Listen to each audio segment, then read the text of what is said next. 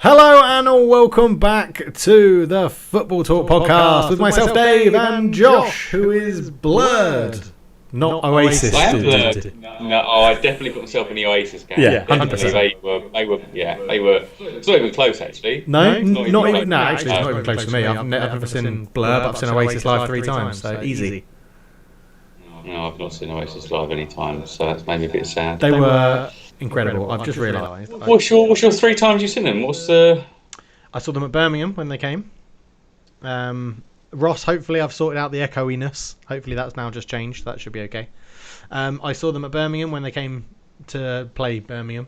So when I was at university. So that was being at uni, kind of like early 2000s, mid 2000s. Mid 2000s, I'd say, yeah. And then I saw them at. Actually, I saw them in Birmingham twice. Yeah, saw them in first year and then third year, and then I saw them at Wembley. The last event they played before, so they played at Wembley and I saw them on the Saturday. Then they played the Sunday of Wembley, and then they had a massive bust up and pulled out of V-Fest. So technically, I saw them in the last time. I think they were a band. Have you seen any band more than 3 times? Are they your top? I frequently visited band? Have seen them and one other band 3 times. And who is this other band, Dave? You being somewhat coy about this. Is this Bewitched? Who is it? It's not as bad as Bewitched. Top Loader. Wow, you watched them play Dancing in the Moonlight 3 different occasions, did you? Exactly. It was. I saw them at Lees Cliff Hall twice. Weirdly. Nice local venue, Folkestone venue. And then it was once in. It might have been Birmingham again, or maybe London when I lived in London, and they were really dying out. So. And then I heard randomly. I love the fact that you thought, you know what, they're so good in Folkestone once, I'm going to go and revisit them. Yeah, exactly. I love Top Loader, mate. Absolutely used to love them. And then I was before I moved to Singapore, there was a chat around, we're in Debenhams, I think it was, in Folkestone, looking for... Rest in peace. A new suit. Has it gone? Yeah, Debenhams are shut in Canterbury, Ashford and Folkestone. Yeah. Oh, blooming hell. But yeah, we were looking for a suitcase or something to help us move some stuff over here. And a song came on, I was like, I recognise that. Like the lead singer's sort of vocals of it, because obviously it was quite distinct. And I was like, that's definitely Top Loader, but I don't know this song. So I then Googled Top Loader. They're still producing albums when I moved to Singapore. Oh. I was like, I'm not a super fan because I would have known that. So, but yes. Anyway, that's not football. Like most podcasts that we start, that isn't football. Ross has also seen. Ross wins. Yeah. He's seen Oasis 4 times. The annoying 4 times. Git. Oh man, I mean literally at 0. It makes me very sad. It is. Have you seen Noel Gallagher yet? High Flying Birds. No. They're good as well. See them live. Yeah. Yeah, I do. I don't mind. Yeah, F&Bs. Don't mind them. Yeah. Anyway. Yes, football news. You teased me as we were getting ready. Yeah. I just read something that Inter Miami have just signed Federico Higuain. As well as Gonzalo Higuain. As well as Gonzalo, but I was not aware that there was a brother. Yeah, I knew Federico Higuain existed. I didn't think he was any good. He has been playing, so age 35, a forward/attacking midfielder. He's accepted the hair and he's shaved his head, but Gonzalo's still clinging on. He was at DC United earlier this year, Columbus Crew before that. So yeah, he had a little bit of a stint in Europe in Besiktas. Okay. But yeah, he doesn't seem to. He very much seems like obviously the lesser brother. Lesser brother. Right, give me 1 second. Hang on. I just need to wheel over. Shut my door because my wife has come back, so now the dog will just leave my room and spend his entirety of the afternoon with her. Rather than you were doing something, your wife's going to come back, she's going to see what you're doing. This is going to be oh my goodness, no, don't look at me. Josh, she knows, and she is as much embarrassed as she should be. But yes, so I did know the other Higuain brother existed. I didn't know that he'd also signed for Inter Miami. That must have been part of the contract of getting Gonzalo. Yeah, it's I don't know how demeaning the other brother finds it, but because Thorgan Hazard was bought by Chelsea when they signed Eden Hazard, and he obviously turned out to be a great player in his own right. I say great player, a good player in his own right. But this one is obviously a bit of a sweetener, isn't it? And it's quite sweet that the brothers want to play with each other. I presume that's one of the driving factors. If they want to play with each other. They might not have even asked Gonzalo Higuain and just been like, surprise! And then he's like, that's my estranged brother. Yeah. Oh, Federico.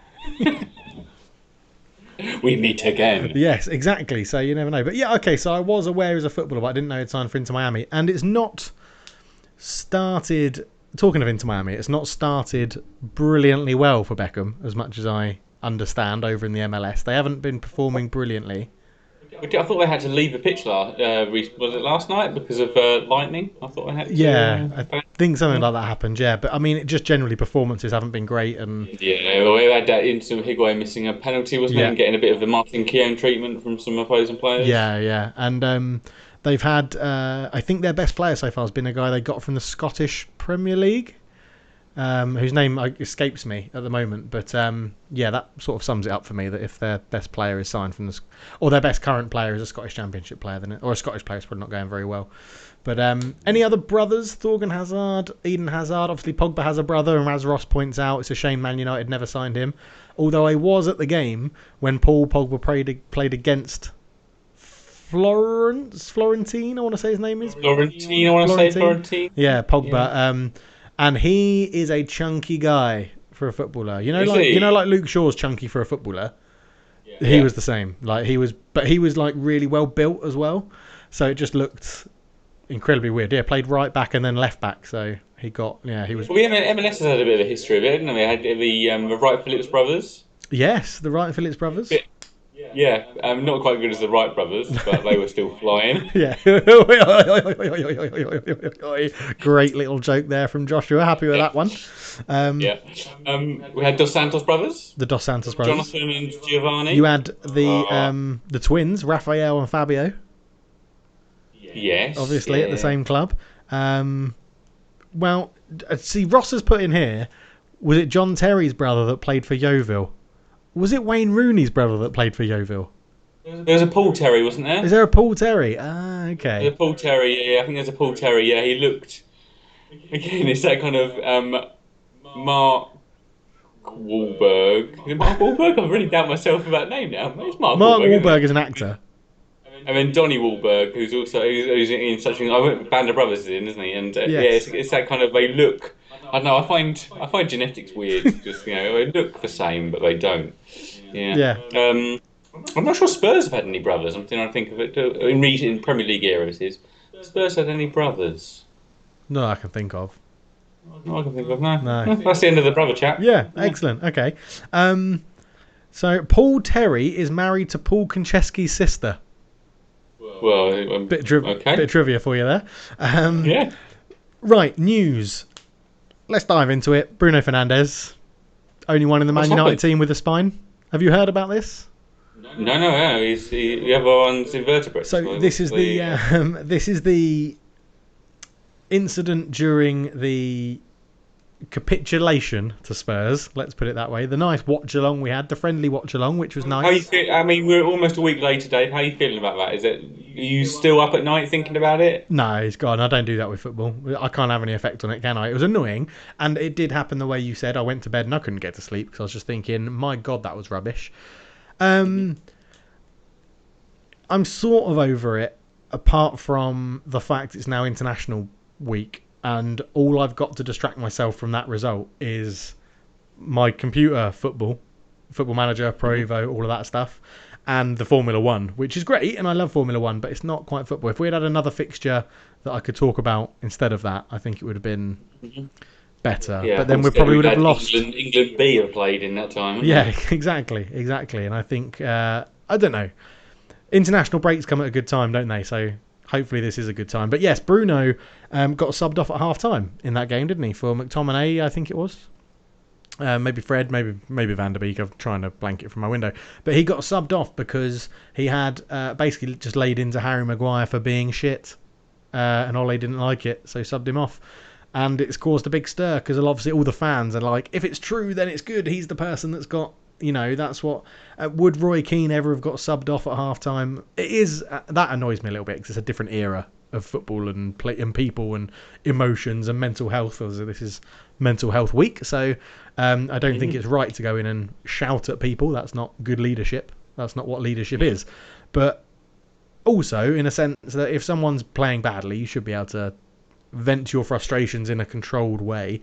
And we don't know how Bruno did it, but yeah, apparently that's why he got pulled off at half time, because he absolutely berated Harry Maguire. So what are your thoughts on that for a way of substituting, or a reason for substituting a player? What are your thoughts on that? I would like to think that it wasn't the fact that he said something. It'd be the way that he went about it, and I mean, he wasn't. It wasn't like he was playing especially well. He would be obviously a difference maker, but you fall one down, and at that point you're torn, aren't you? As a manager, you're going to make a difference, especially especially the way you're playing down 10 men. Yeah. It could easily be badged in a different way, like you're just shoring things up. You're getting a bit more.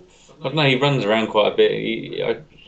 But it must have been the way he went about it. I assume it was, yeah. Because at the time, I said I can understand why he's taking him off, because we were never getting back into that game. The way we were playing, I'd much rather be, kept back a little bit and a bit more reserved for fitness sort of things. But I forgot it was an international break. But I guess it does. It probably will help however many minutes you can save in legs and things like that at the moment. But yeah, absolutely, it's a long haul, isn't it? I mean, the issue I do have is Maguire. Though I only remembered this week that he was brought in straight away and made captain, wasn't he? Yeah, I mean, I think he's still club captain, is he? He's still club captain. He's still club captain. I do think there's a bit of the fan base the United fan base is quite fractured, quite a lot, and it's probably because it's so large, and there's obviously lots of different opinions, and in football we're probably not guilty of this, as in me and you, because we don't shout very loud. Like, we're very controlled about our emotions and very controlled about how we get things across. But yeah, the United fan base is quite fractured. But one of the things that seems to unite the fan base is the fact that there's a big agreement that Harry Maguire probably shouldn't be captain. Like, what's he done other than a price tag to justify it? Why? I'm not sure he wasn't even captain at Leicester, was he? No, it was Schmeichel at Leicester. It's where's Morgan's club captain, and Schmeichel was on pitch captain because Morgan hardly played. But I think it's a big thing about this captaincy at United now, because obviously the fans are like, give it to Bruno. He's the person that's on the pitch shouting and pointing and encouraging and doing things. And it was Pogba for a while, and he got stripped, and then Maguire came in and he got the captaincy. And I've never been a big believer in that the captain is the one that has to rely on. You shouldn't rely on the captain to do everything. Like I said, we're past the days of having a Vieira, a Keown, an Adams, a Keane, Gary Neville that is a shouty sort of player and should be there to pump everyone up. And it's a team game. Everyone should be keen. It's just much more structured existence of football club now. Previously, a captain was having to do loads of stuff, and it literally kind of like in years gone by, when it wasn't such a big business, they were having to do lots of other things. I mean, still, even in the reading about captains, they hand out the kind of the comp tickets to the players, which is a bit of a weird administrative task. But now it's very much just a presence, and there's obviously some kind of status for it. But yeah, I think that you can easily have captains in the dressing room who don't own the captain's armband. Yeah, and I mean, and a lot of this has stemmed from the whole, when Martial sending off. Have you seen that clip now that's gone round about Rashford going to the referee and being like, if one's a red card, the other should be. If you're sending Martial off, we're not arguing about that, but you should send Lamella off. And Harry Maguire just sort of timidly goes to Rashford. He's just like, oh yeah, well, they'll check it on VAR, so don't worry about it. Oh dear. And I think a lot of that is now stemming from the fact he's not being very vocal, and to be fair to the guy, I mean, he got arrested in Greece for apparently an attack on his sister. You're never gonna be right straight away after that. No, yeah, there's definitely implications of that. But it would stay with people for a while and have distracted somewhat. But then that's for Ole to kind of manage, and if he's not ready to play Bailly and Lindelof, or you've got about 10 centre backs at the club, play one of the other ones if he's not mentally ready, I suppose it might add fuel to the flames to strip him of a captaincy in this time. So maybe he probably just wants to play through it. But true. Yeah, I think also there's an aspect of fans just wanting to find a solution to things, like oh look, we're not playing well, we don't think Maguire's quite up to it, and give it to someone else. Like, well, I'm still reluctant to give it to someone who's brand new to a club. Like, Bruno has been there a bit, Yeah. But I don't know. I feel like, but it just shows that I think there's a lack of options for captain at Man United, at the moment, which I Uh, think just puts to a bigger issue. yeah, I know, 100%, 100%. Yeah, And I think, and that's the, you look, if you're not going to give it to, if you're going to take it away from Aguero and not give it to Bruno because he's not been at the club long enough, I don't think that's necessarily a problem. But who do you give it to? Rashford, maybe. De Gea maybe. Yeah. probably will be sold next year, or not even be the starting keeper at the end of the year. Um, Yeah, so it's an interesting one. yeah, I was actually going to come on to this because we talked about England earlier, but Ross has asked it before I've managed to ask you. Should Harry Maguire be in the England squad? I mean, on performances, no. Yeah, I don't understand. Yeah, there's plenty of other players who. I mean, especially in, as I said, England B squad. I don't think is he. It's I think there's a necessary to be in. I mean, Man United defence overall has performed awfully. yeah, agreed. He performed horrifically beforehand. Yeah, and wait, add to that his personal life and the pressure he's under. I don't think there's any need for him to be in there. No. No, okay, good. Glad we're all agreed on that. I think so. Yeah, we'll agree. Yeah, Can okay. we talk about pay-per-view? I'm not sure if you're aware of it. Yes, let's talk about pay-per-view and talk about how money grabbing the Premier League clubs all are, Yeah, apart so from obviously, Leicester, apparently. yes, 19 to 1. Yeah. So, it should be a quiz show. 4 more extra people. Um, so last season, after Project Restart, all games were shown live. Every game was shown live, be it on terrestrial or Sky, BT. They obviously had a set amount they bought, and the rest of them were made available for free Yeah. for people who are subscribing, and for terrestrial for anyone.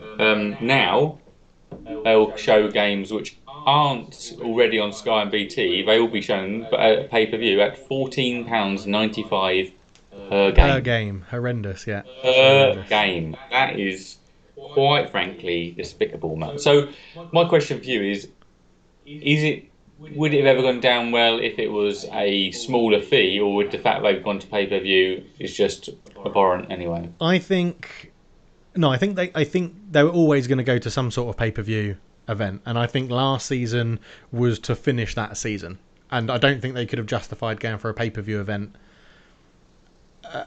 towards the end of a season. I just don't. I think that would have caused all sorts of problems for the Premier Yeah. League. Quick shout out to Gajo, who's online 3:45 in the morning in America, and he's sort of spotted we're online, so Nice. he's tuned in. So Josh will give you a wave. There you go. Um, but yeah, I think the pay-per-view thing was always going to happen, and I think the clubs were weighing up whether to do it as a season ticket. You know, you buy a season ticket through the club, and that just gets you access to all the games on TV, or do it pay-per-view where it's a bit less club-oriented and everyone could buy it. But the problem I've got is it's too much money. I can see why they've done pay-per-view, and I would probably do pay-per-view and suggest it as an option. But £14.95 is too much money. £10 a game for the people in the Championship was too much money.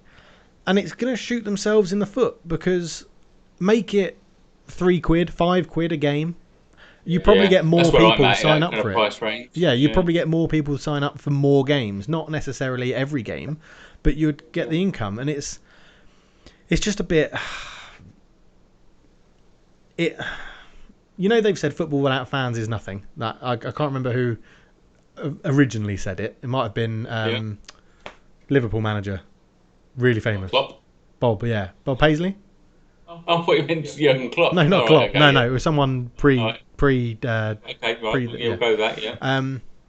And it's sort of proving the point that with fans not being there, it shows how money grabbing isn't the right word, because they have to try and pay their staff and they have to do what they can. But it does show that when fans aren't there, a lot more comes out into the open about the money involved and how much it is and how annoying it actually is and where this money goes. Yeah, I mean, for most clubs, the fact that they don't care about the fans Yeah. as a fan, they care about them as a revenue Cash stream. cow. And yeah, 14.95 is too much for me. I think with £5, I think for clubs who are worse will pay more, because obviously a Tottenham or a Man United will be on TV more, but they schedule game more, so they will therefore have less pay-per-view. Yeah. Meaning that the Fulhams and Sheffield Uniteds and kind of less glamorous clubs will have less games scheduled, therefore have to pay more, which I don't know. It just doesn't. I don't know. It's a bit wrong. But yeah, it's just too much. Unless that money is going to be redistributed to the lower leagues and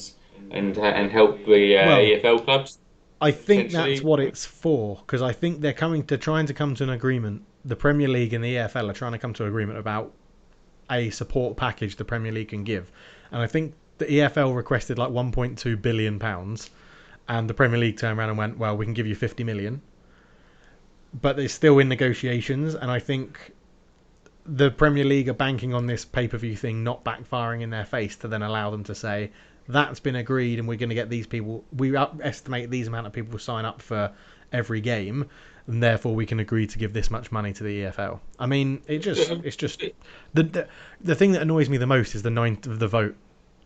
That only one Yeah, team said no. It's horrendous. yeah. It's horrendous. It'd be because I think there will still be a large number of people who would pay that.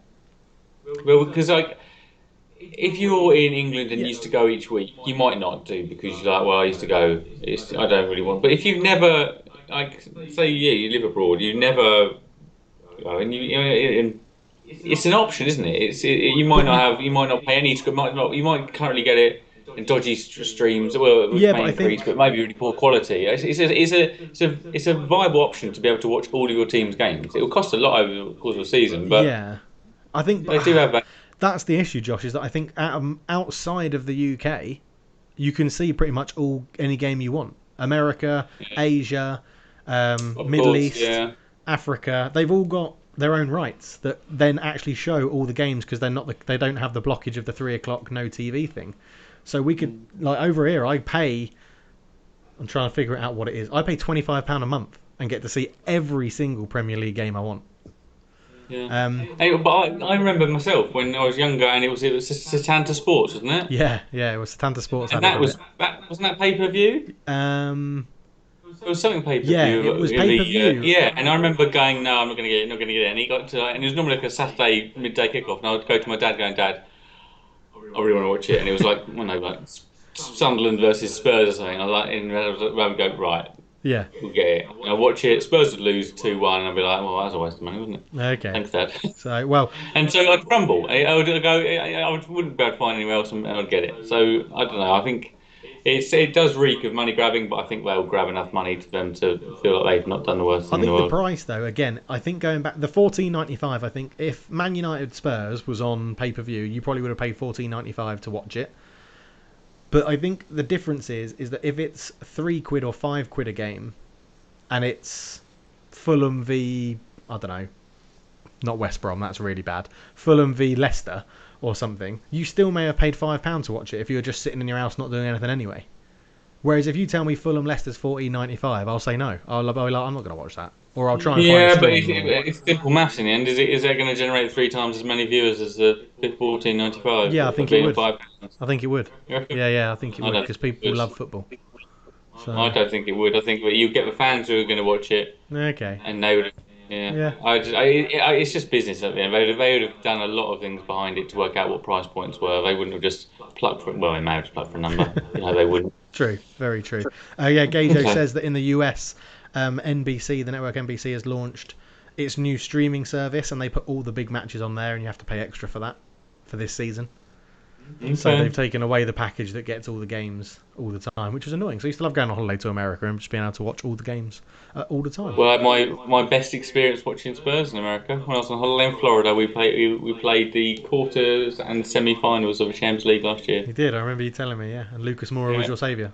Yeah. Yeah, and I walked around Disneyland, Disney World afterwards in my Spurs shirt, and I've never in my life got there's only 2 times in my life I've been complimented on wearing a shirt. Once was that time, and people were like, nice jersey, Yeah. and I was like, Andrew was like, what's going on? I was like, just a Spurs shirt. I just looked at And the only other time I've been complimented is, I've got my France '98 shirt. yeah. I've had someone like in a supermarket go nice shirt, or I saw some lads at the end of an aisle. And like, oh. I mean, I was walking down the street and someone stopped in their car and just out the window was like, that to me. I was like, oh, I presume, I'm guessing it was around my shirt rather than Just something else. So yeah. I was like, oh. He might have been. He But might have yeah. just been bollocking you if he leant out and was like, and you thought he was No, it was more celebrating of your a kind shirt. of power. Oh, Kind yeah, of like, okay. yeah, yeah. So nice. I also commented on your French shirt when you wore it on the pod because it's a lovely shirt. Yes. It's a Yeah. lovely shirt. So, cool. Should we move on? Should we Yes. move on? Let's quiz. We'll go to the quiz. There's no betting this week because betting on international football isn't sensible. So we haven't put any bets on this week, and we didn't put any Correct. on We for the Man lost. United Spurs game either. So we'll be catching up in 2 weeks' time. That's the next fixture, isn't it? On betting. There's not, or is it next week? Is this international Next week? week, It's yeah, just a next week, week yeah. because Gareth Bale's due to make his second debut for Spurs in a Oh. week's time against West Ham. So we'll probably lose via a Michael Antonio goal Excellent. and Bale get injured. But yes. Right then, Josh, give us the theme tune. Come on, here we go. Ooh la la la la la la la! It's quizzing time. Oh, it's gone for the short version. It is quizzing Yeah. time. You need to explain this, Josh, because you sent it to me, and I went, You've called it the Scent Club. I think you're missing some words. No, I've called it the 100 Club. It's the 100 Club in French. These are a list of the French players, and I've realised I've messed up the numbering somewhat on the left-hand side, so ignore that. 1, 2, These are 3, 4, lists 2, 3, 4, 5. This is me because I've obviously copied the rows to extend the range from previous weeks. But this is a list of all the French players who have received 100 or more caps for France. Ooh. How many is that? It's 8 players in total. Yeah. But I've given you the amount of caps they've got, the amount of international goals they've got, and their current or final club if they've since retired. So, Dave, take it away. So French players over 100 caps, and that's their last or their current or final club. Yes. Okay, 142 appearances, French, 2 goals. Yes, definitely French. All French. Dave. Yeah, All French. I'm gonna say that on each one. It'll give me a bit more thinking time. Ross has been like, 2 goals what an for advert! France. What an advert this is for your accountancy skills. Counting with Josh. 1, 2, 3, 4, 2, 4, 5. Right, 142 caps, 2 goals. Barcelona. Got to be a defender. Yes, and I think both his goals were scored. It's a him as well. Okay. Oh, I'm giving you clues left, right, and centre. Were scored both maybe back-to-back games or in the same game in a World Cup. I'm going Eric Abidal. Oh dear. Well, he's French and he's a defender, and his last club was Barcelona. It's true, Dave. Those are all facts, but he didn't get 142 caps and score 2 goals. So, 142 caps. That's a lot of caps. you know what? I agree. Did he deserve them all? I mean, he must. Oh, outstanding defender. Yeah, he must have been absolutely brilliant. Lilian Thuram, he didn't play for Barcelona. Lilian Thuram is the right answer, Dave. He played for I should have cut you Barcelona. off there before you embarrassed yourself there. Yeah, he did. What? Yeah. Oh, wow. I've blanked that from my memory. I just remember him playing for Parma and Juventus. And Monaco. Started at Monaco, 155 appearances for Monaco, 163 appearances for Parma, 144 appearances for Juventus, and 2 seasons at Barcelona, 41 appearances. Wow, what a player. What a player. His first name is actually Ruddy. Ruddy Lilian Thuram. Ruddy Lilian Thuram. And obviously his son is tearing up for Borussia Mönchengladbach at the moment. He is at the moment, you're right. Yeah, you're right. Okay, number 2. 123 caps, 51 goals, final club, New York Red Bulls. I'm drawn to Mr. Thierry Henry. Correct. Yes. Number 3, 116 caps, 3 goals, Qatar SC. Can I have is that final club or is he currently playing for Qatar SC? That is final club. There are only 2 current players in this one. Okay. 4 and we're number 4 and 5. So try and work that one out. I'll try and wear that one out, yeah. Qatar SC, 116 caps, 3 goals. So what defender would have moved?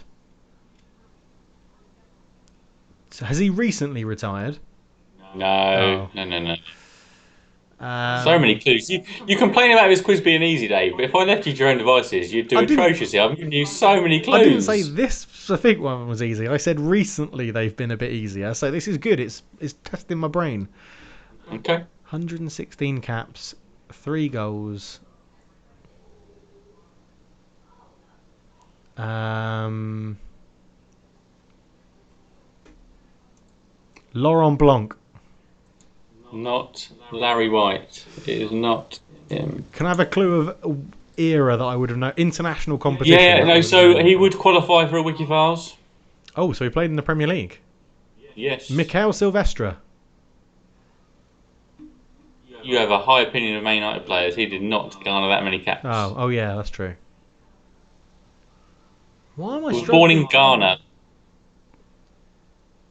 I'm really struggling to think of French defenders that have played over 100 caps. Like, who would have been brilliant enough to play over 100 caps? Yeah. Eric Abidal.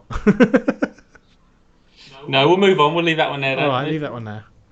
Number 4, 116 caps, 0 goals, Tottenham Hotspur, Hugo Lloris. Yes. Number 2, 108 caps. What? 31 goals, Real Madrid, Karim Benzema. That's not a bad shout, is it? Is Karim Benzema favoured or unfavoured by the French national team? Yeah, he's very much unfavoured. Oh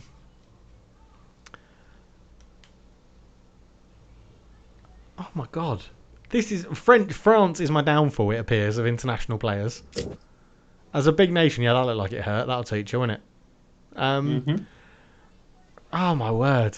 Chat, give me some. Some say give me some help. he's quite a good player. He was quite a good player. Yeah, I imagine he was getting 108 caps for France. Scoring 31 31 goals. Important goals. Zidane, for fuck's sake. Zidane. How did I not get that? Jesus. 107 appearances, 6 goals. Oh, this is number 3, by the way. 107 appearances, 6 goals. Man City. For France. That's got to be. Is that? Because it can't. That cannot be current club. Because Laporte hasn't made 107. No. It's not. Yeah, again, and because that's because France have about 50 amazing centre backs. Yeah. Yeah. I think he's uncapped actually. Aymeric Laporte. Is he? Oh, okay. So he's definitely well off 107 then. Yeah, he's about 7 away from it. So who's Man City and that is a decent Frenchman? I mean, so his final club was Man City. So it was on the downturn of his career. Ooh. Which means Man City weren't very good. Potentially. Patrick Vieira. No. Patrick Vieira. He did play for Man City, didn't he? Yes, that's why I put it. Okay. Number 4, 103 appearances, 4 goals, Valencia. Final club. Okay.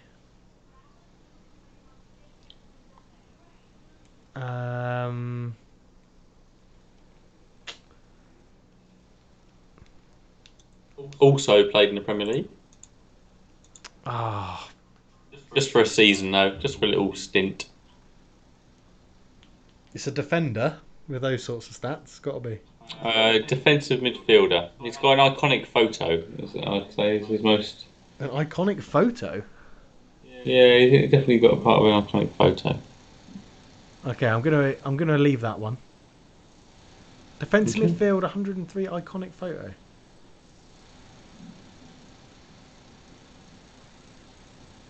Didier Deschamps. Didier Deschamps. Excellent. Excellent. So you have got. Don't remember him playing for Valencia. Only played 13 times last season of his career. Okay, number 5, which is actually number 8, 100 caps, 42 goals. Current final club Chelsea. Current club Chelsea. Olivier Giroud. Olivier Giroud getting an obscene amount of caps and goals for France. I don't think he's an obscene amount of caps. I think he deserves it. He's a good player. He's a good option for France. When you think about the attacking talent that France have and had, it does seem. And you think of Giroud's career trajectory. Again, was almost like became Arsenal's centre forward by default. Didn't seem to. He was there, and then again a backup for Chelsea. It seems like he shouldn't then be the start. I mean, he's like a defensive forward for them, and he's done well for them obviously, but it doesn't seem I mean, Karen Benzema obviously had war of words with Giroud, and you think there's a different level of skill set there, isn't there? Yeah, there is. There very much is. Okay, so I've only got one left, which is Qatar, and Yes, you've got number three, I've no idea. 116, And do you know what? born in Ghana, played for Chelsea. And Ross has given me a hint in chat saying I'm not going to help you that much. They called him the Rock, and he ended his career in Qatar. That doesn't help me. I have no idea who the Rock is, other than an actor, Dwayne Johnson. Centre back, the Rock, born in Ghana. Is it a centre back? Yeah, he eventually ended up centre back, but I think it was defensive mid for a lot of his career, especially when he was at Milan. He's got a very. I'll probably try and link it after this. He's got a fun video. It just been compiled of him where he just laughs. He seems to love a video selfie, and just laughs. It's very strange. I'm going to have to give in. I've got no idea. Marcel Desailly. Desailly. Oh. Marcel Desailly. I did not picture him to be the sort of person that would end his career in Qatar. I thought he'd go out on a high. I mean, he had even had a season before that he had 2 seasons in Qatar. He was clamouring on, wasn't he? He was holding on as much as possible. Yeah. Good quiz. Good quiz. Other than the numbering, good quiz. That's what confused me. Thank you, yeah. That's what confused me. It was the numbering of it. So, well, let's move on to... Ross has now said, I think he may have actually been called the Wall rather than the Rock. That sounds more realistic, yeah. So... I must have, when I heard the Rock, I was like, I don't recall that as a nickname. I'm not up on players' nicknames, but I just don't remember that as a nickname. Do you remember who's called the Wardrobe? Do you remember what player that is? No. I think that was Papa Bouba Diop. Papa Bouba Diop. He had a great name anyway. Why did he need a nickname? PBD, Papa Bouba Diop. PBD. Yeah, I did get it right, yeah. Papa Bouba Diop. Yeah. Right, let's move on to what we actually wanted to discuss properly today. Yes. Obviously, which we're going to have to whistle through. We're going to have to whistle through them pretty quickly. So we're going to review transfers and clubs, and we're going to go through in club order. So we'll go Arsenal first. We just want a grade A, B, C, D, E, F, and you can have A minus, A plus to separate the A's and the B's and stuff like that. So Josh, Arsenal in big names only. Willian. Pablo Mauri, technically moved in this summer. Cedric Suarez on a permanent deal. Gabriel from Lille. Runarsson as a goalkeeper. Thomas Partey on deadline day. And Ceballos renewed on loan. And the major outs, Mkhitaryan to Roma. And Martinez to Villa, who will come on later to talk about in Villa anyway. And Lucas Torreira out on loan to Atletico Madrid. Guendouzi out on loan to Hertha Berlin. And I don't think there's any other big names that I've missed off that list. So Arsenal, what'd you give them? I'll give it a B grade. Okay, a B. I'd say it would have been a C minus, maybe even a D before Thomas Partey arrived on deadline day. Interesting. Okay, yeah. Thomas Partey's a class act, and I think they've done really well to get him. And their midfield looks much better with him. It looked pretty ropey without, I thought, and they've not had the greatest start to the season. But I mean, Willian settled in like seamlessly. Yep. Seems like he should have always been there. And Partey's been why they left it so late. They're willing to pay the blooming fee. They did what Ed Woodward did, thinking that they're going to drop the fee. They didn't end up doing it, but Arsenal did trigger that to release clause and get him. See, if I was an Arsenal fan, I'd be a bit annoyed they waited for so long. I can agree with that, but I think Arsenal have actually had a very good. I think they've had a very good window. I think I would have put them at maybe a B minus before, maybe a B before Thomas Partey signed. I think they just did their things really early, and then Thomas Partey coming in, I think is a really good signing. Just waited, they didn't drop the fee, so just paid the release fee and got it done. I would say B plus, verging on a A minus. I think yeah. Out of the Premier League, out of everyone we're going to review, I think Arsenal have had a good transfer window. Yeah. And you think they had the best? Not the best. Well, actually, I suppose the big one as well. Aubameyang new contract. Aubameyang new contract, keeping Aubameyang. Yeah, I think I don't think they've necessarily had the best, but I think they've had one of the better transfer windows of all the clubs in the Premier League. Yeah, they've had a good B grade. Nothing to show. But I just think there's probably more. I don't know. You can't do everything in one window. So no, true. Yeah, true. So that's why I'm maybe being a bit harsh on. But yeah, for me, I think if Thomas Partey had arrived earlier on, that would have been a lot better. It's a name which you think is good, but you don't know how it's going to perform, and you don't have any of these because everyone's very kind No. of early on in the infancy. But a shout out to Gabriel as well, centre back, has come in and done very well. Yeah. Um, yeah. Settled So down well. yeah, be great. It'll be Pretty worth good. saying as Pretty well. good. Leave your comments down below in the comment sections below on YouTube or on Spotify and SoundCloud, because it'll be interesting to see what your ratings are for the players. We do look at every comment and stuff like that. So yeah, it'll be very good. Right, on to Aston Villa. So ins all pretty much major. No sort of youth players signed. All major transfers in. So Matty Cash from Forest, Ollie Watkins as a striker from Brentford, Martinez from Arsenal as a goalkeeper, Bertrand Traore from Lyon, and Ross Barkley on loan on deadline day from Chelsea. Yeah, and no real outs. I think I've given this an A grade for the window.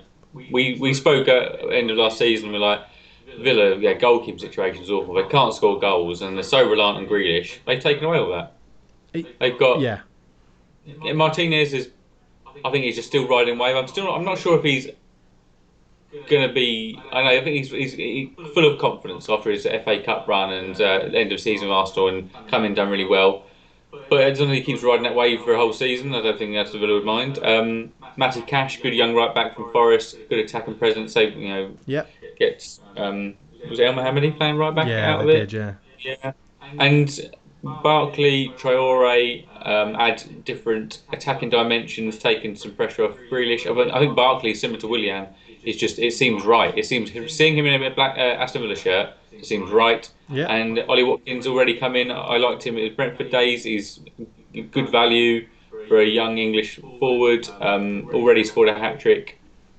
Yeah, I think overall, I don't know how that could have gone any better for them, really. So you're saying A plus if it couldn't have gone any better? No, because I don't think I'm going to give anyone an A plus. Okay. I don't. It's like 10 out of 10s. Doesn't exist. Okay. Yeah. So what you're going? What? Flat A? Just an A?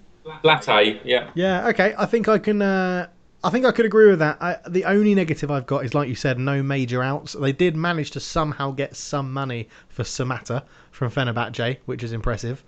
I think they could have done with clearing a little bit more deadwood if possible on the outs. A minus, yeah, A minus. Because I agree. I mean, they got a good 11. They've got Konza and Mings and Martinez and Cash and I always like McGinn, Grealish, Yeah. Barkley, good young, kind of youngish English players as well. Watkins, it's a nice side, and they've been quite expansive so far. Created a lot of chances, obviously heavily weighted by that Liverpool result, which I imagine you quite enjoyed waking up to. Yes, ease my pain. But yeah, I think they've dragged him out of being a obviously maintaining fitness, but it shouldn't be a relegation battle this year. Yeah, definitely. Okay, so we've got an A from Josh, A minus from me. Yeah. On to Brighton and Hove Albion. I don't think I've ever called them that in my life. On to Brighton. No. Yeah. They've lost a lot of experience at Brighton. Yeah, so major ins, Adam Lallana. Pretty much. Yeah, pretty good much Joel it. Veltman and a couple of kind of unknowns. Well, unknown for me, I don't know if you are aware of them. Is it Zakiri and Lucerne? Yeah. From Lucerne and Van Heck from Brada. Yeah, I don't think they're going to have a big impact this year. No, I think a big one for them is keeping Ben White. They fended off Leeds, Yep. and Leeds are really keen to get him back. And I think that's a good because obviously Duffy out, so Ben White takes that place. Well, so this is Aaron Moy. Yeah, looking at their outs, you've got people that played last year in the Premier League. So you got Balogun out, Knockaert out, Kyle out, Montoya out, Aaron Moy out, Glenn Murray out, Shane Duffy out, Dale Stevens out. And that's pretty much the names I recognise on the big long list of outs. They got rid of a lot of people.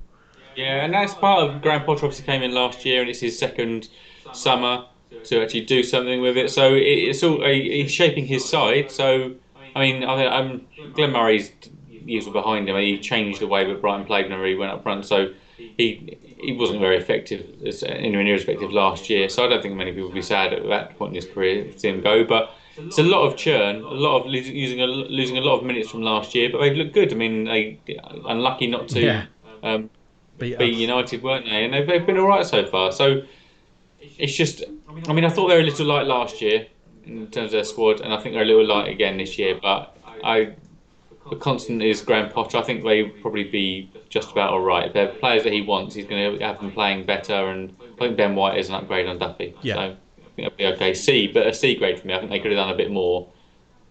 Okay. Definitely. Yeah, but I think I probably will give Brighton probably a C. Yeah, I think they could have brought more in, but they've done maybe a C plus because they've done very well getting rid. They've passed. They've passed. They haven't weakened the side overall. But I'm torn between a C plus or a B minus because I think the players they've got rid of are actually really good. Burnley.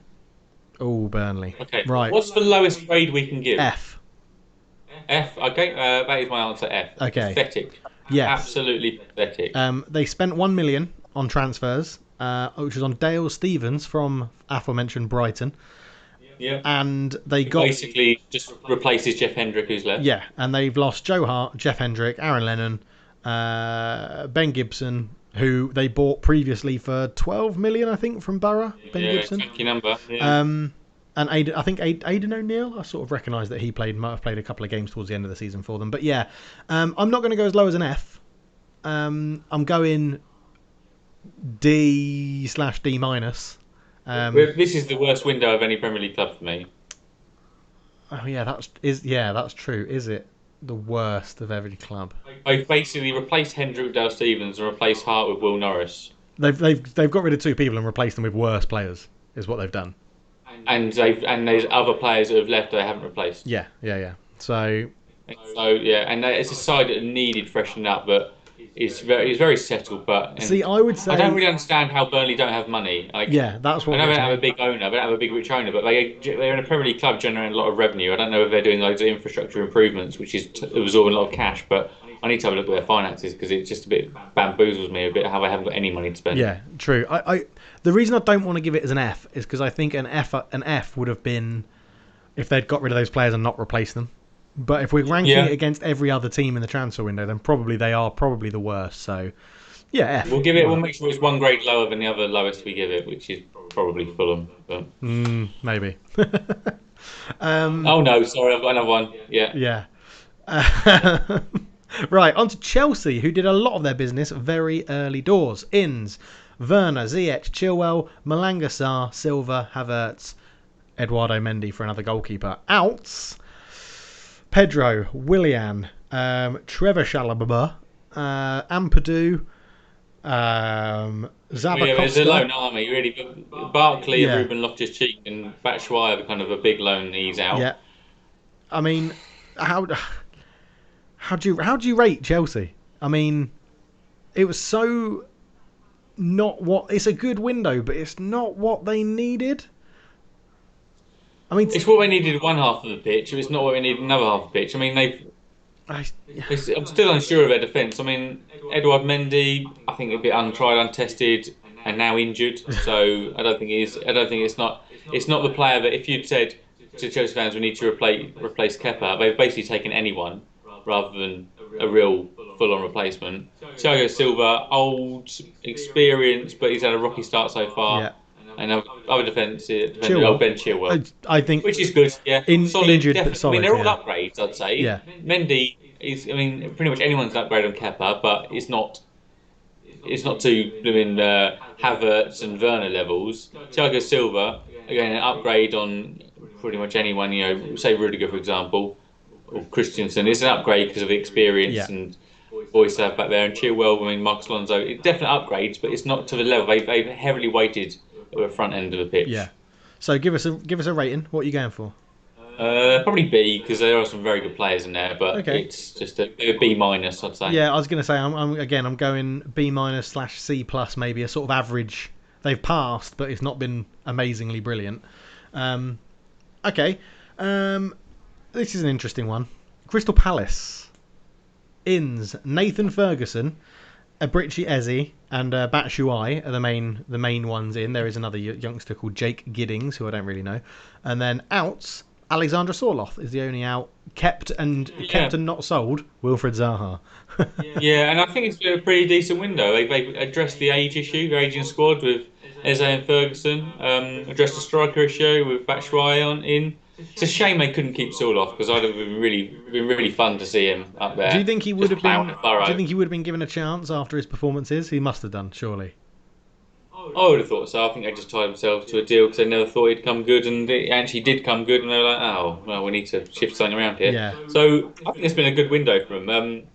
They've got a settled squad, and they've added a bit of youth to it. I mean, Eze is a fantastic young player. I'm going to love watching him play, and yeah, keeping Zaha is their main man. I think again, it's just doing enough, isn't it, to stay in the Premier League? They keep Hodgson. Yeah.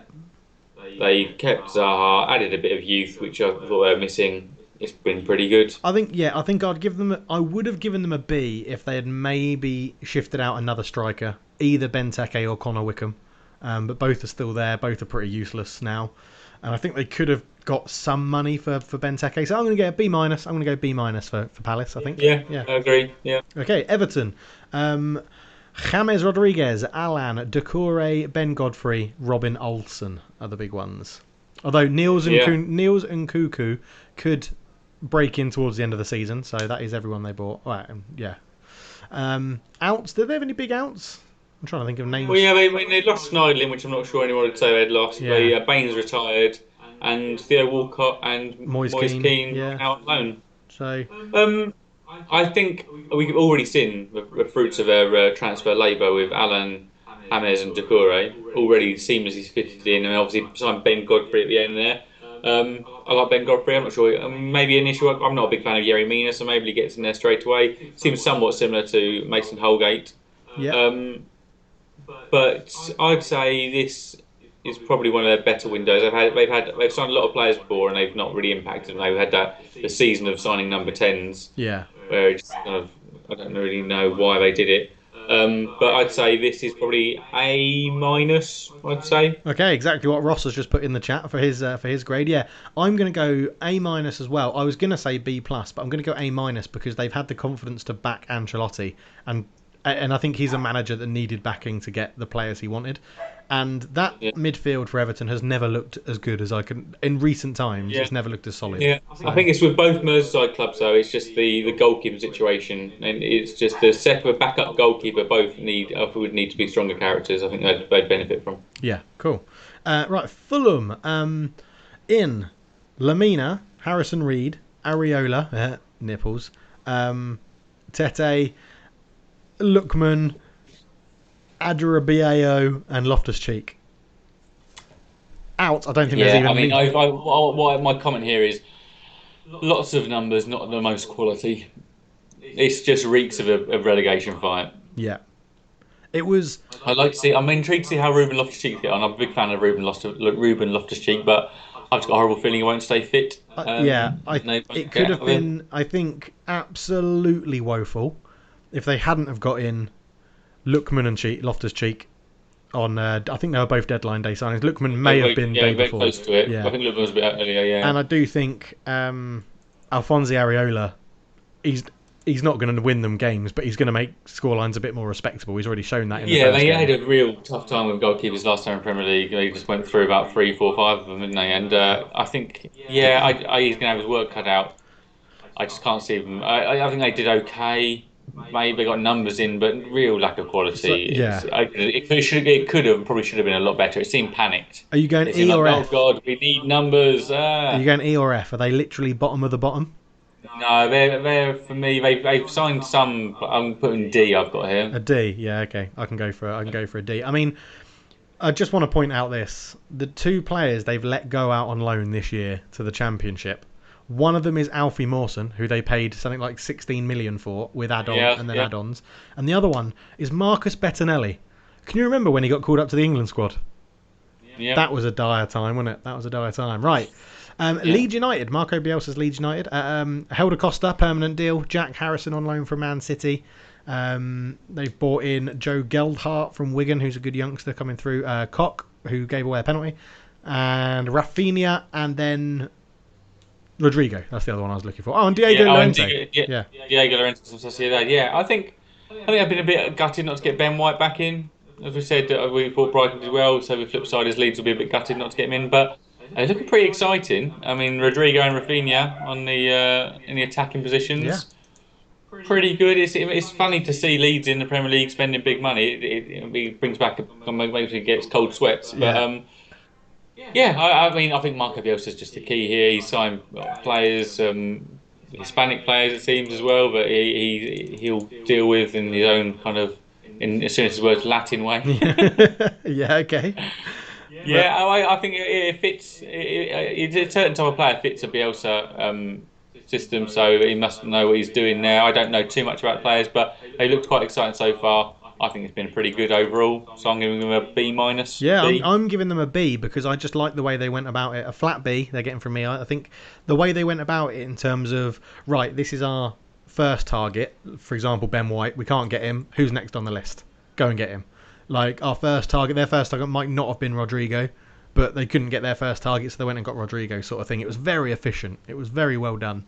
And I think the players they brought in are good enough to strengthen a team that was probably going to stay in the Premier League anyway. So, yeah, good job. Yeah, and I was reading bits about from Ren fan for Rafinha. He's been now their best forward for 10 months now, and apparently sold him for less than what they bought him for, Oh which wow. is I think to partially avoid sell-on fees to I think the Sporting was it. But yeah, Ren's fans are not happy with that sale. No, okay, interesting.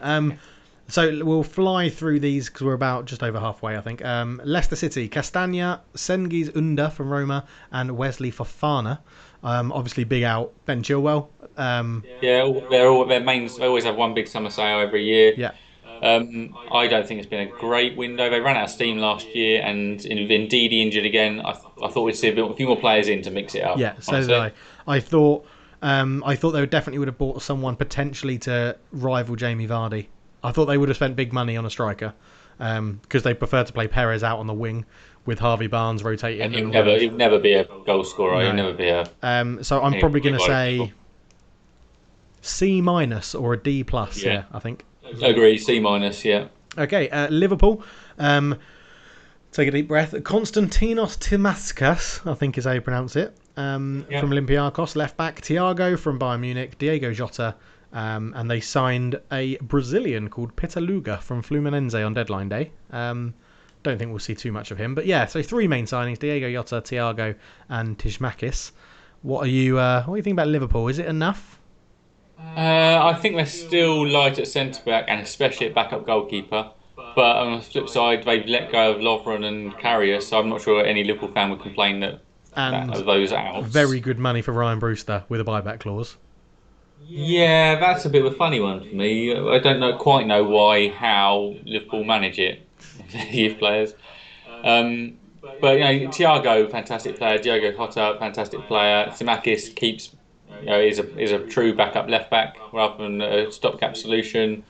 They obviously tried to go to Jamal Lewis and were put off by the price, but some good buys. But I think they're still light in certain areas. But what they have bought is bought well. But I think centre back especially, I think that they're light now. But yeah, I'd probably say B minus. B minus. I could agree with B minus or a C plus maybe. Again, that sort of bracket. Is it a question about Liverpool? Is it enough signings to strengthen a good title-winning team to win the title again back to back?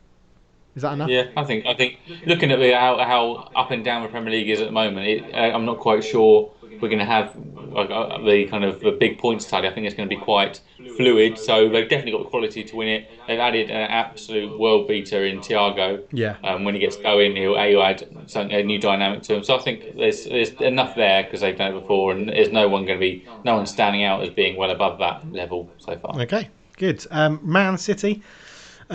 Pretty big spenders. Ferran Torres in from Valencia, Nathan Ake from Bournemouth, Scott Carson, the big one, on loan from Derby County, and that's a big guy. Ruben Diaz from Benfica. So, again, we've talked about 100 million on centre backs. Is that going to solve a problem? Again, it's the same thing we talked about, isn't it? It's the Pep Guardiola buying a defence situation. I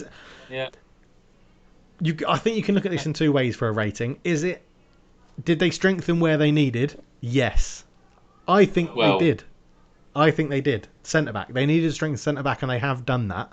They've went out and got two centre backs, and Nathan Ake, I think, was on the radar for a lot of clubs. And yeah, no, I like Ake's signing, and Ruben Diaz. I've heard lots of good things about. I've seen in bits and parts. I just think I'm still surprised I haven't bought a striker. Still surprised at it. Really?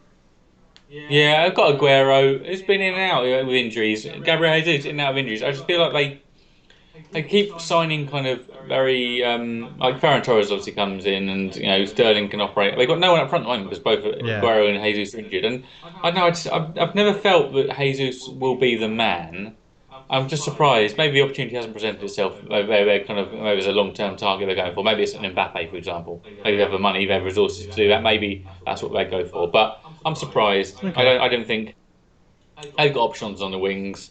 Some square pegs, round holes. But Ferran Torres, maybe it was an offer too good opportunity to present itself with Valencia's kind of financial situation present itself. I couldn't refuse, and centre back's done well. But I don't feel like it's been a good one. He's lost so much experience.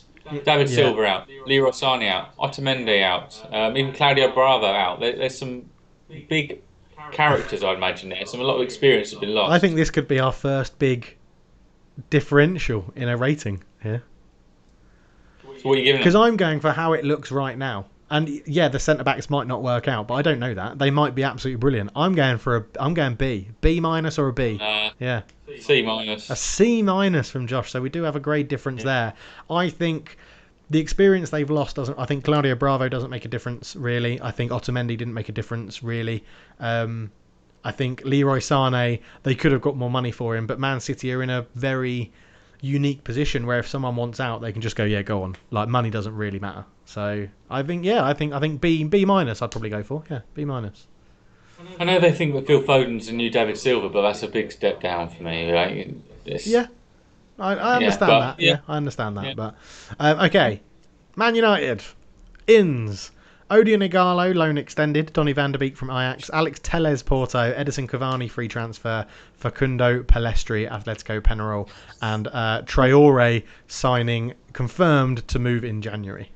So I would love the fact you mentioned Odion Ighalo on loan. That's just how bleak he is. You scraping that barrel. So this is what annoys me, right? Is that if we were extending, if Cavani's been available since the blooming end of the last season. So if we wanted Cavani, if it was part of our big plans and part of our strategy, we wouldn't have extended Odion Ighalo's loan, right?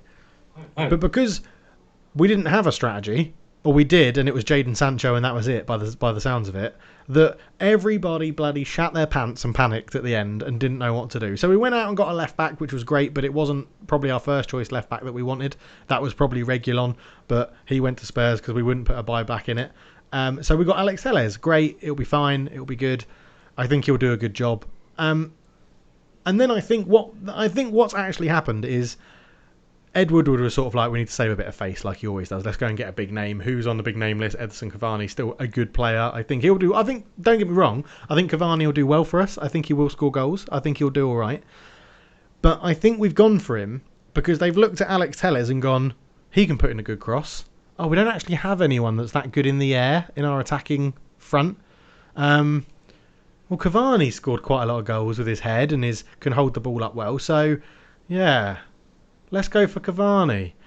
And the difference in rating this transfer window, if all of these transfers were done at the beginning of the transfer window, I'd probably go, yeah, we didn't get who we wanted. Main target was Jadon Sancho, but this could be a C plus, a B minus transfer window because we got it done early and we knew what we wanted and it has filled some holes. But what has happened is we got Van der Beek and we extended Ighalo's loan and then went, oh my God. Deadline day, crap bags, here we go, let's get some people in. I mean, we've signed Palestri, I'm ranting now, but we've signed Palestri on a recommendation from Diego Forlan, who got sacked in his job managing Palestri. We've got Cavani on a free transfer who was available right at the beginning of the summer, and we've got Telles on a deal when everybody know we chased Reguilon. So I'm giving us an F. Just the way it all. I mean, because don't forget you've obviously got Dean Henderson as a backup goalkeeper, which might push De Gea. Yeah, Josh, but we've now got between three goalkeepers, we're paying them something like £500,000 a week. Yeah, like nearly £500,000 a week. You've got De Gea on 200 grand a week, Henderson on 120 grand a week, and Romero on something like 90 grand a week.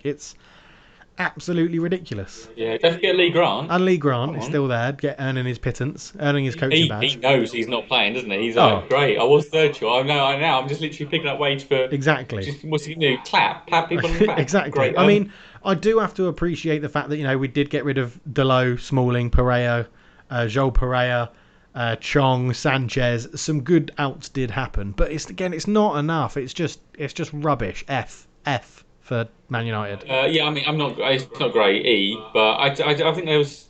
And I'm still surprised at your centre back options, honestly. There's so many options, but so few Yeah. quality, so little quality. It just, yeah, it amazed me. I really thought you would have got Jadon Sancho. I was like, it just seemed like it was going to be a done deal. So it's a bit. I think that. But you say you got Jadon Sancho in, and you got. Well, you said. Say Jadon Sancho arrived on deadline day. Yeah. What would you give it? C. Okay. I'd give it a bang average. For- I'd give it a pass by the skin of its teeth. I'd give it. Well, Yeah. fortunately for you, Dave, we've only got like 2 months until the next transfer window, so you never know. Yeah, I know. So, right, let's stop my ranting and raving. Sort it around. Let's go to Newcastle. Newcastle United. Inns, Hendricks, Wilson, Ryan Fraser are the main ones. Jamal Lewis as well, sorry. Regardless, yeah. Pretty good window. They in a few days they signed all those players, didn't they? Yeah, You were just kind of like nothing's happening. We're buying them, done. And Mike actually does his thing where he just does enough to keep them in the league another year. Quietly solid is what I put next to my notes here because I just can't help feel that Newcastle fans are somewhat disappointed. So at the start of the summer, we're like Saudi takeover. Woo! Yeah. So, I think I'd see a B minus C plus again. It's that bracket of Yeah, no, I'm giving him a B. I mean, Callum Wilson already shown that he can put a penalty away. And he's got a couple of goals. Jeff Hendrick again, good signing. decent player. Yeah. Scored already. Ralph Fraser, I think has had an anomaly of a season a few years back with Wilson. People think he's better than he is, but he's a decent backup option. They're nothing without Alan St. Maximin though, as they showed the other week. But I think it's a decent window. They've got a decent makers of a squad. I think they're out of the relegation battle if they keep Wilson scoring fit. goals. Yeah. So all right. Nice. No real major outs. There was Lejeune and Muto, so don't really talk about them. Yeah. Sheffield United, Inns, Fotheringham from Rangers, Ramsdale, Jaden Bogle, who you're a big fan of, we know that. Ampadu, Ollie Burke, Ryan Brewster are the main ones. Yeah, it was looking pretty bad without Ryan Brewster, to be honest with you. We spoke earlier this season about their lack of goals they scored, but I'm concerned. I've got a horrible feeling this is going to be like Swansea's season in last season in the Premier League. Yeah. He had Tammy Abraham up front. He just had a really good, strangely enough, a really good season on loan in the Championship, like Ryan Brewster had with Swansea in the Championship, scored a lot of goals. Yeah. Signed him, albeit on loan up front, and they didn't get enough goals and got relegated. Sheffield United obviously having a torrid start to the season, signed Ryan Brewster up front. I'm not sure he's going to get them goals to stay in the league, and I've just got a horrible feeling it's going to end up bad for him. Obviously, Ramsdale in, massive step down from Dean Henderson, and for quite a chunky bit of money. Ampadu I like, Bogle I like, but I think they'll be back up, and Chris Wilder will keep faith with his band of merry men. I'm not feeling it. It reminds me of Bournemouth trying to do enough, but spending money in sort of the wrong places on the wrong people, and I mean, paying Liverpool lots of money for a young player. Yeah, and I do think Brewster will be good, but I don't think he's going to be good next season for Sheffield United. I don't think they'll create enough this season. Sorry, I don't think they'll create enough chances. And then you've got the thing of, it reminds me of Bournemouth because they've given up that guy who went to West Brom. We'll get onto him in a minute. But the Ollie Burke exchange deal. Ollie Burke couldn't get into West Brom's starting lineup, and West Brom are terrible. And they've given West Brom, I want to say it's McDonald, but I don't think that's his name. Callum Robinson, that's it. Yeah, Callum Robinson, who obviously has scored 2 straight away. And Ramsdale, I've always had a big bugbear about him. I don't think he's going to be very good. As much as it annoys I don't think he'll ever be. No, I don't think he'll ever be it. No. I'm going to go for a D plus, if such a thing exists. Yeah, I'm thinking C minus D plus around that. It's just. Not impressed at all. Southampton in Kyle Walker-Peters, Ibrahim Diallo, Theo Walcott on loan, and Mohamed Salisu. Not. They lost their captain, didn't they? Oh They yeah, lost of course. Højbjerg to Spurs. I mean, Lamine didn't play much last season, but Cedric Suarez, Harrison Reed, Rashida's gone. Boufal. Buffal, Yeah. Buffal, it was a big signing out on a free. I just think that's not a great window. Not great. I mean, Kyle Walker-Peters has shown he's expansive at right back. He's good. He's an adequate replacement for Cedric Suarez, by all means. Salisu and Diallo, I'm not sure they're going to hit the ground running. And Walcott, I mean, Walcott's days been numbered ever since he left Arsenal, really. Again, I think I just Yeah. can't imagine they went into deadline day thinking we want Theo Walcott. There must have been someone else thereafter that they were just told no, a flat no. Yeah. Yeah. It's for me, it's one of the worst. It's around the Fulham Man United sort of grading. Very rarely does a side lose its. Before he had his contract passed, before they lose their starting central midfielder and captain and not replace him. Yeah, that's exactly what I think. Yeah, I'm gonna go D minus E potentially. I'm kind of D. Yeah. It's D. So they did do. To be fair, they did clear out quite a lot of crap they had. Oh, so they've got some players who've been around for a long time. You think, how are they playing? Like, I mean, I've never been a fan of Mayo Yoshida or Wesley Hoyt. And Wesley Hoyt, Carrillo, Yoshida, Elianusi, all gone, which was good. Go on then, Spurs. Take it away, Josh. It's A grade, isn't it? Is it? Absolutely. A, you're saying A? A grade. And not only the players we've signed, the positions we've covered, but the fees we paid for them. Højbjerg, last year's contract, get him for like 15 million, bargain. Joe Hart, big voice, big character in the dressing room, homegrown player, freebie from Burnley. I'm not saying he's a great player, but I think he had something different. He had that presence. Matt Doherty, one of the starring right backs for the Premier League for the last couple of years, with Wolves, 15 million, a kind of Jorge Mendes discount there. Gareth Bale back on loan, back home. There's no more to say about that. On loan. Sergio Reguilon, and I know there's a buyback clause, but 30 million for a quality, left back, Spain's second choice left back, and then Carlos Vinicius, unknown, covers off the backup striker option. We've got a very well-rounded squad there. Probably got too much cover in the kind of attacking midfield area with Dele Alli and Lamela and Lucas Moura and Son and Bergwijn and Bale. But it's a really strong squad now. Kyle Walker-Peters went out. That's fine. I would like to have seen him play. But I thought we were going to end up with Sergio Aurier out as well. But we've got two right backs now. We've got two left backs. We've got maybe a little bit of if we could have done something at centre back. But we've got options. Still got Alderweireld and Sanchez and Dyer and Tanganga. There's still options there, and for me, it's just one of the most well-rounded squads. We an unbalanced squad to begin with. It's now well-rounded. The fees we paid, the money we spent, I think is fantastic. I think it's good. I think you've done well. I think Joe Hart's unnecessary, unless you needed a homegrown number. But we were short on homegrown numbers, and neither of our backup keepers were homegrown. It's like, well, why aren't we playing the game? We had Vorm and Gazaniga. It's like, play the game, guys. Yeah, okay, that makes sense. I still have a bugbear about Carlos Vinicius. You're paying Benfica to take him on loan, and you're paying his wages. Why not just keep Troy Parrott and give him the same game time? Because they're at different stages of the career. But yeah, I just think because I think Troy Parrott's going to benefit more by playing week in week out Championship football rather than playing here and there in. I mean, don't get me wrong. It has been a very good window. Is it an A? Is it the best window out of anybody this summer? Up there, I'd say it's very much up there. What clubs have we gone through so far that match it? Villa. Yeah.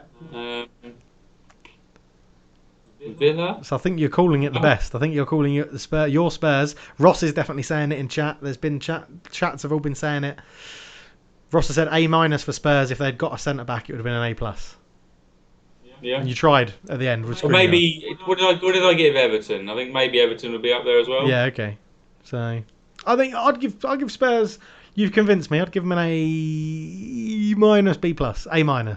I just don't like Mourinho. So it's just not just the quality of player. The fact we've signed The cost. characters and winners. And well, no, it's the character winner. Hoiberg, absolute leader Yeah. and captain of Southampton. Joe Hart, I think, is captain Man City for 1 league titles.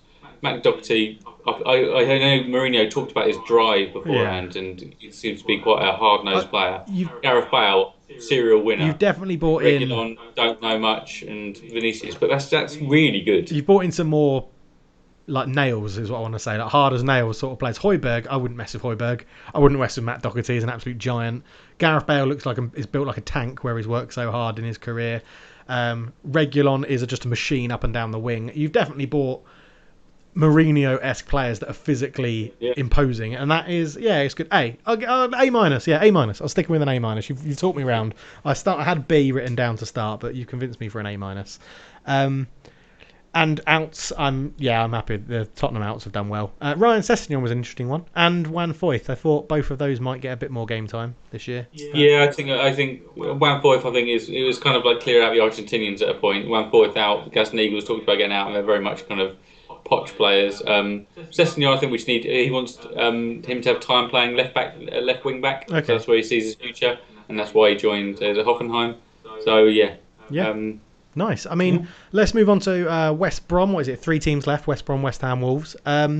West Brom, I would say their transfer window started absolutely brilliantly because they bought in Mateus Pereira and Grady Diangana from West Ham, or Sporting and West Ham, respectively. And then it very much went pretty downhill very quickly. Ivanovic joined on a free transfer. Wow. Yeah. 36-year-old Branislav Ivanovic. Maybe. Yeah, who was really slow last time we saw him in Premier League about 3 years ago. Yeah. And then they've bought in Kipre from Wigan, David Button from Brighton, Conor Gallagher on loan from Chelsea, and Filip Krnovic from Benfica. Just stinks of not enough. Yeah, it reminds me. It's similar to Fulham's. I think a little bit better than Fulham's, maybe, but no, it's not. It's not enough. It's not enough. A D, D, something Agreed. like that. Chris Brunt has finally left West Brom. He's gone. Jonathan Lecco was a surprise one. I didn't expect that to happen for him to be sold. But yeah, not brilliant. West Ham. I mean, they signed Thomas Susek. Just made his loan deal a permanent. Who they already had. And Vladimir Kufal, who apparently is a bit of a steal. He was wanted by quite a few clubs apparently.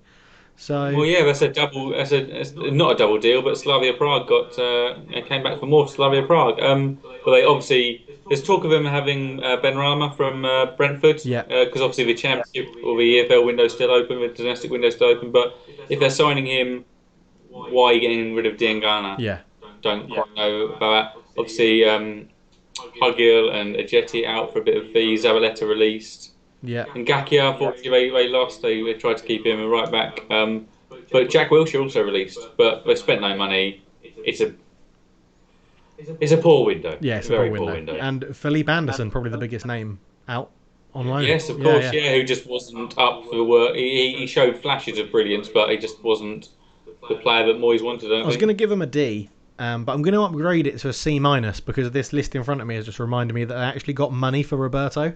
So I'm going to make it a C-. Oh no, I'm lower than that. I'm D at best, maybe even D, maybe even E. Just haven't signed anyone lost players. They've actually got weaker, so I'm giving them an E. That's true. I'll give them a D- then. I'll go one above you.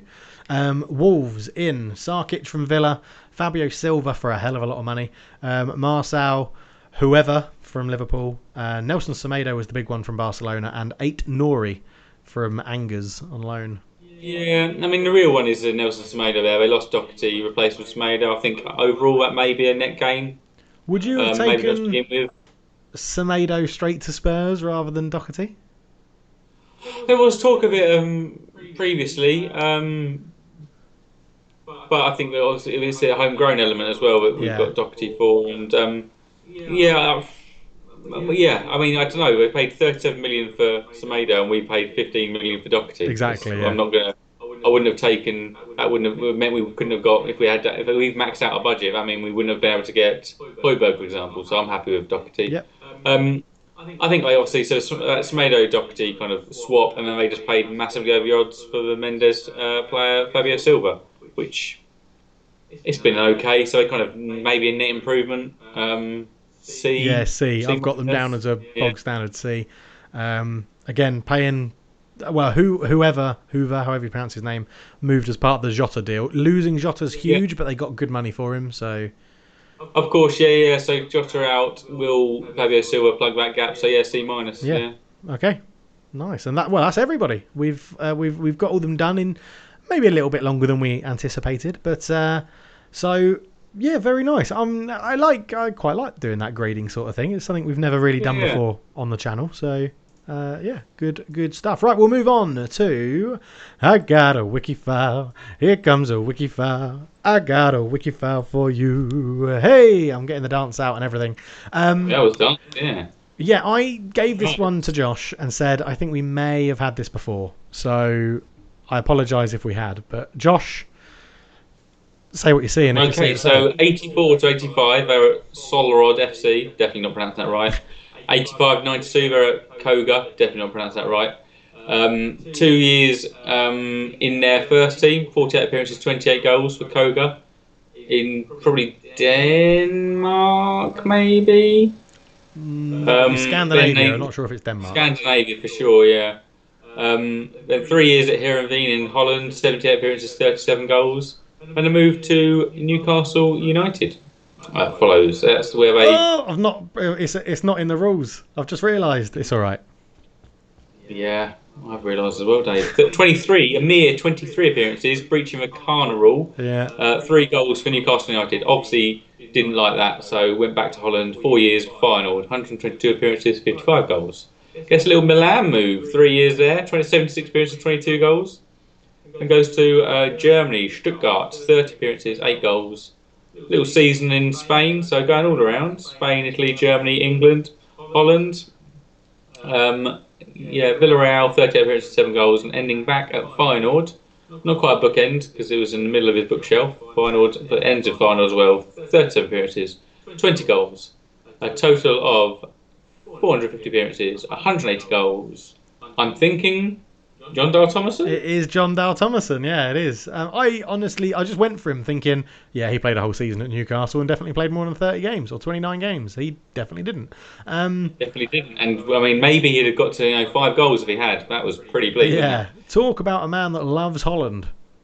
Yeah. Ridiculous. And he went out on a high at Feyenoord. 20 goals in 37 games. Yeah, I mean, he's got about 170, 180 appearances in Holland and probably 90, just over 100 goals. Yeah, So absolutely yeah, ridiculous. he knows how to find the net there and there only. I couldn't- Poor season in Germany, poor season in Spain.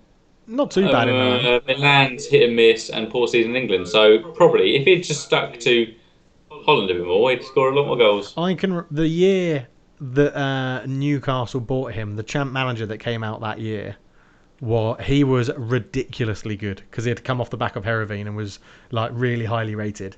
Yeah, I was gutted when it didn't work out for him in real life because he always had a bit of a smile on his face as well. So. I was never a big fan, to be honest with you. No? It seemed one-dimensional. All right. Oh, well. Slow is actually what I'm saying there. It seemed one-dimensional. Well, you mean slow. Yeah. Yeah, there's so many Danish players who kind of offered a bit of pace and a bit of trickery, and he just seemed, different guys. So no, wasn't a big fan. Yeah, fair enough. So, all right, well, there's Joshua's opinion on John Dale Thomason. I think we're going to end there unless you've got A, O, B, Joshua. No AOB.